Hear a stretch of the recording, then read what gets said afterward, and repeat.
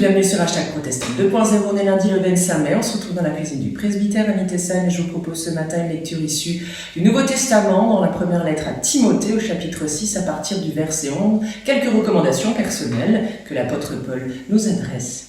Recherche la droiture, l'attachement à Dieu, la foi, l'amour, la patience et la douceur. Combat le bon combat de la foi. Saisis la vie éternelle car Dieu t'a appelé à la connaître quand tu as prononcé ta belle déclaration de foi en présence de nombreux témoins. Devant Dieu qui donne la vie à toutes choses et devant Jésus-Christ qui a rendu témoignage par sa belle déclaration de foi, face à Ponce Pilate, je te le recommande. Obéis au commandement reçu. Garde-le de façon pure et irréprochable, jusqu'au jour où notre Seigneur Jésus-Christ apparaîtra. Cette apparition interviendra à un moment fixé par Dieu, le souverain unique, la source du bonheur, le roi des rois et le Seigneur des seigneurs. Lui seul est immortel. Il habite une lumière dont personne ne peut s'approcher. Aucun être humain ne l'a jamais vu, ni ne peut le voir.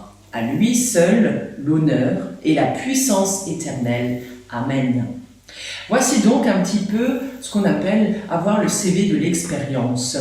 La personnalité de quelqu'un, elle compte plus que ses diplômes. Pour l'apôtre Paul, justement, c'est important d'être d'abord accueillant, d'être pacifique et d'être responsable. Lui estime qu'il ne faut pas se contenter de rabâcher des consignes, mais il croit ce qu'il vit, vivre ce que l'on croit.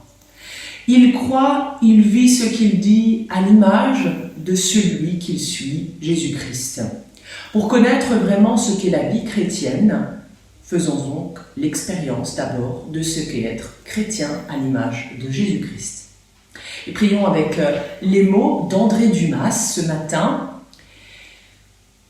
Pour changer le cours des choses, ô Dieu, Père de Jésus-Christ crucifié et ressuscité, apprends-moi à entrer comme toi dans l'histoire, à prendre des initiatives, à agir, à peser sur les situations, petites et grandes, cachées et publiques, à travailler et à espérer, quoi qu'il en coûte à mon intérêt, à ma tranquillité, à ma timidité. Apprends-moi, Seigneur, à changer le cours des choses. Aide-moi pour tout cela, par la force de ton Saint-Esprit. Amen. Je vous souhaite une belle journée de lundi, avec la grâce et la paix du Seigneur. Rendez-vous demain matin pour la prière du petit-déj. Et n'oubliez pas, dimanche, rendez-vous pour la vidéo d'un culte mosaïque de Pentecôte, avec plein de surprises pour les semaines à venir. À demain.